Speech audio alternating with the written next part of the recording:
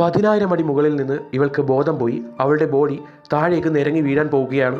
പെട്ടെന്നാണ് അവൾക്ക് ബോധം വരുന്നത്. ബോധം വന്ന ഉടനെ തന്നെ ജീവൻ രക്ഷിക്കാനായി അവൾ ആ ഹോട്ട് എയർ ബലൂണിന്റെ റോപ്പിൽ പിടിച്ച് തൂങ്ങിക്കിടക്കും. കയറിൽ തൂങ്ങിക്കിടന്നുകൊണ്ട് തന്നെ ബലൂണിനുള്ളിലെ പാർട്ണറിനെ അവൾ ഉറക്കെ വിളിക്കും. എന്നാൽ അവന് ബോധമില്ലായിരുന്നു. അവൾ കുറേയധികം നേരം ആ കയറിൽ തൂങ്ങിപ്പിടിച്ച് കരയും. പക്ഷേ ഇനി തന്നെ രക്ഷിക്കാൻ ആരുമില്ല. താൻ തന്നെ രക്ഷിച്ചാലേ പറ്റുള്ളൂ എന്ന് മനസ്സിലാക്കിയ അവൾ തന്റെ സർവ്വശക്തിയും എടുത്ത് ആ കയർ ആട്ടാൻ തുടങ്ങും. അങ്ങനെ ആട്ടി അവൾ ഒടുവിൽ ബലൂണിന്റെ ഉള്ളിൽ എങ്ങനെയെങ്കിലും കയറിപ്പറ്റും. എന്നാൽ ബലൂൺ കൂടുതൽ മുകളിലേക്ക് പറന്നുയർന്നുകൊണ്ടേയിരുന്നു. അവിടുത്തെ ശക്തമായ തണുപ്പ് അവൾക്ക് ഒട്ടും തന്നെ സഹിക്കാൻ കഴിഞ്ഞില്ല. ഒടുവിൽ അവൾ ആ ബലൂണിന്റെ ഉള്ളിലെത്തും.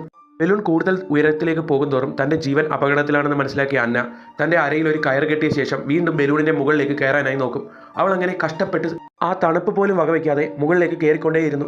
മുകളിലേക്ക് കയറും തോറും വായുവിന്റെ അളവും കുറഞ്ഞു വന്നു. എന്നാൽ അവൾ തോറ്റു കൊടുക്കാൻ തയ്യാറായില്ല. ജീവനും പിടിച്ചുകൊണ്ട് അവൾ ഒടുവിൽ ആ ഹോട്ട് എയർ ബലൂണിന്റെ മുകളിലേക്ക് എത്തിയ ശേഷം അതിന്റെ നോസിൽ ഓപ്പൺ ചെയ്യാൻ ശ്രമിക്കുകയാണ്.